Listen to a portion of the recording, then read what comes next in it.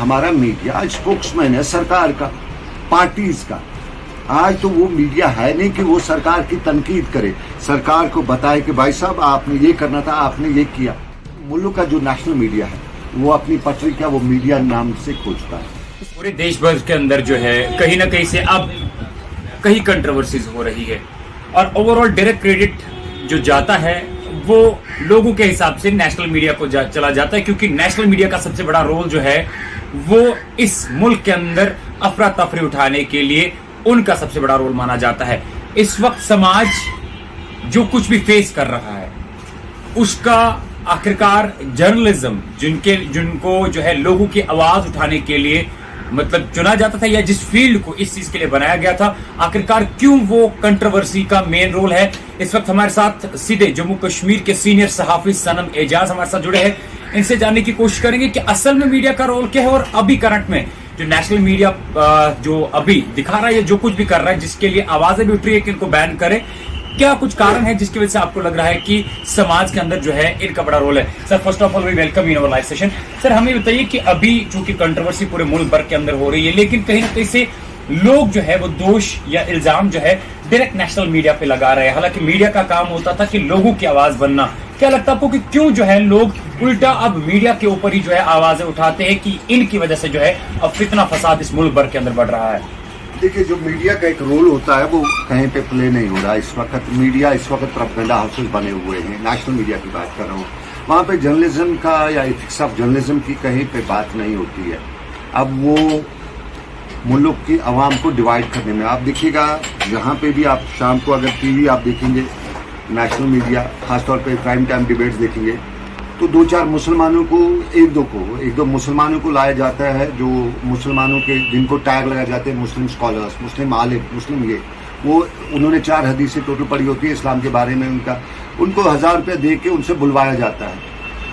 हिंदू एक दो जो है उनको गेरवे कपड़े लगा के उनको भी खड़ा कर दिया, उनको हिंदू स्कॉलर्स बताया जाता है और अवाम को डिवाइड किया जा रहा है। ये जो मुसलमानों के जो नुमाइंदे वहाँ पे जाते हैं ये कहीं मुसलमानों को रिप्रेजेंट नहीं करते हैं। ये रुपया 2000-3000 जितना भी उनका रेट फीस रखा है उसके लिए जाते हैं। हिंदू स्कॉलर्स भी ऐसे जाते होंगे जो सो कॉल्ड है। उसके बीच में मैं आपको देखिए कल की मिसाल है आपके सामने है, हमारा मीडिया किस तरह से मीडिया नहीं है। अब ये मीडिया नहीं है, अब ये प्रोपेगेंडा हाउसेस है। नेशनल टेलीविजन पे एक जो पार्टिसिपेंट है उसकी डिबेट में वो किसी मजहब किसी शख्सियत के खिलाफ बोलती है एज एन एंकर।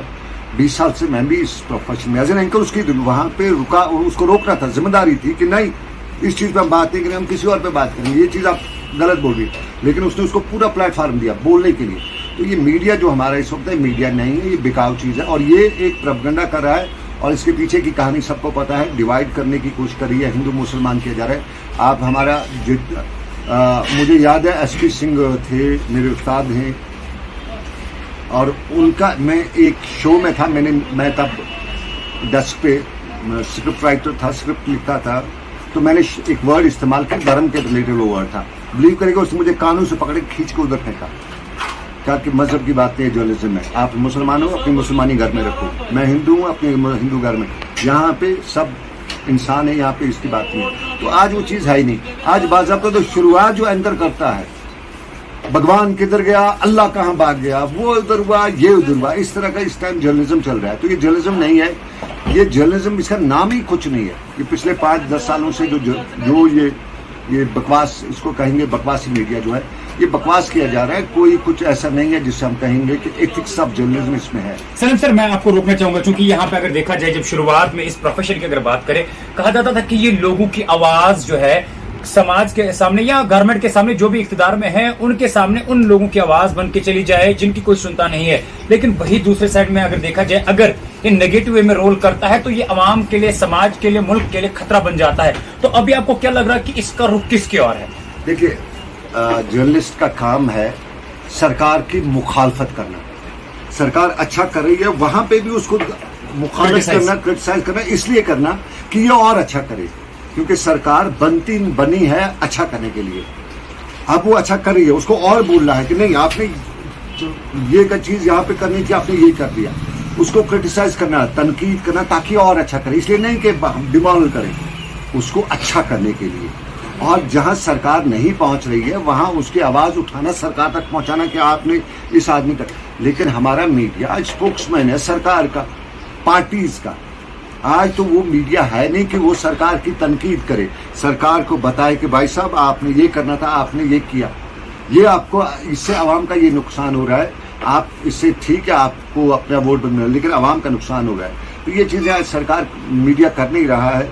और फिर यहाँ पे जो सिचुएशन बनी है उसमें मीडिया को जो अपनी जिम्मेदारी थी, सिर्फ मीडिया ने इन पॉलिटिशियंस को मौका दिया कि ये इस मीडिया के एंकर्स के भी ऊपर ओवर कम करते हैं। नहीं, वो एंकर्स पे ओवर ने कम नहीं किया। वो एंकर्स होते ही नहीं है ना, वो स्पोक्समैन होते हैं, वो पार्टीज के लोग होते हैं। वो एंकर्स, अब तो वो एंकर्स है नहीं, वो पार्टीज के लोग हैं।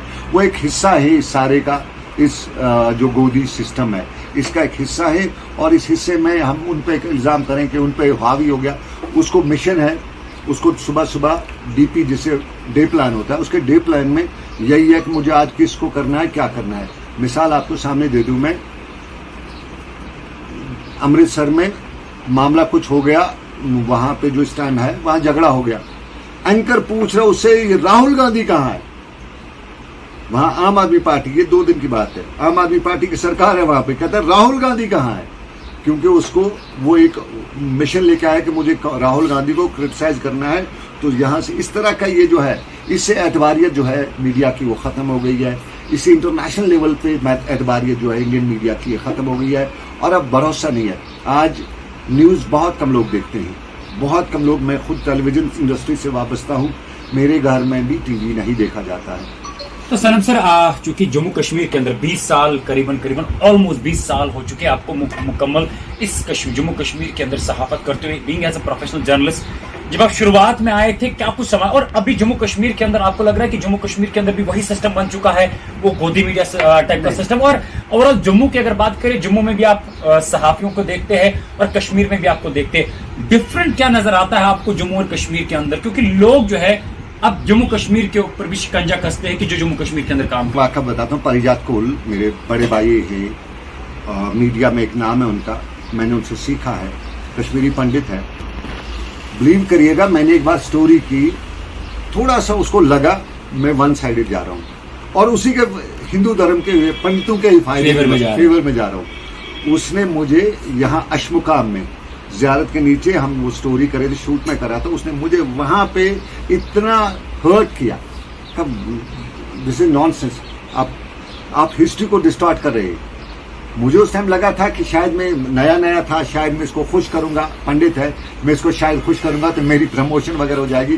तो परिजात कोल ने मुझे, वो हिंदू पंडित है, कश्मीरी पंडित है, आजकल नेशनल लेवल पे है।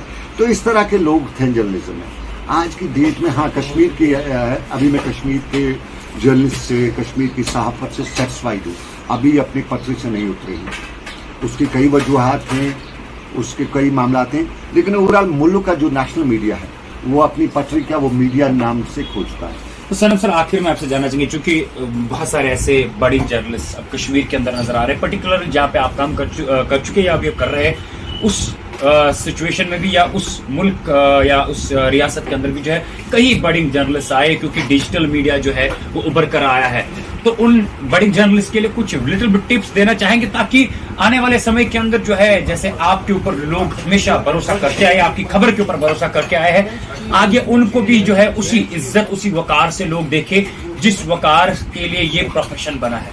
देखिए, जो हमारे नए जर्नलिस्ट आते हैं इसमें, उनको मैं आप एक ही चीज बताना चाहूंगा, मेरा जो अपना एक्सपीरियंस है, आप अपने जो ग्राउंड सिचुएशन है, रियलिटी जो है वो बताएं। बाकी कुछ आपके सेंटिमेंट्स भी, देखिए हर किसी के आदमी के सेंटिमेंट्स से, हर किसी आदमी के अपनी इंटरेस्ट से, वो इंटरेस्ट, वो सेंटिमेंट साइड में रखे, आप ग्राउंड पे जो कुछ है वो बताएं, वो दिखाएं। आपको कभी कोई परेशानी नहीं होगी, आपको कभी कोई तकलीफ नहीं होगी। लेकिन जैसे ही आपने थोड़ा सा टेस्ट किया, एक बार थोड़ा सा किया, वो थोड़ा करना आपको आगे तक लंबा जाएगा, वो बहुत परेशान करेगा। तो अपना काम, और उसके बाद आपको इज्जत भी है।